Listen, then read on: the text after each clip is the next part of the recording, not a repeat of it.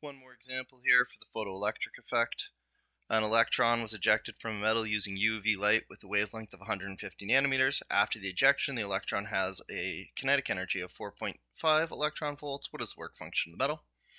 So I'm going to take that wavelength, I'm going to go to frequency, and then I'm going to go to energy so I can find the energy of an individual packet. I'm going to take that energy, I'm going to move it over to electron volts, and I'm going to see then if I had 4.5 electron volts left over for kinetic energy, how much must I have paid for the work function to get this electron out of this metal. So first of all, V equals F lambda, so 3 times 10 to the 8 meters per second. Here I'm converting this wavelength into a frequency. I got 2 times 10 to the 15 hertz. And then I can take that frequency and I can figure out how much energy is associated with a photon of light at this frequency. 6.63 times 10 to the negative 34. 2 times 10 to the 15 hertz.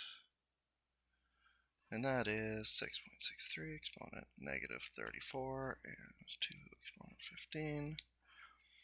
1.326 times 10 to the negative 18 joules of energy. Now I kind of want that in electron volts because my other numbers were in electron volts, so I'm just going to do the conversion right away. 1 electron volts is 1.6 times 10 to the negative 19 joules. So I got 8.3 electron volts. Okay, so my photon has 8.3 electron volts worth of energy. After I pay for the work function, I still have 4.5 left over, so it's pretty easy to predict how much energy must have been used up by the work function. But just remember in general, the energy total, or the energy of the photon, is going to be equal to the kinetic energy plus the work function. So 8.3 electron volts, that's the total amount of energy I had to work with. I had 4.5 electron volts left over for kinetic energy, so I must have had a work function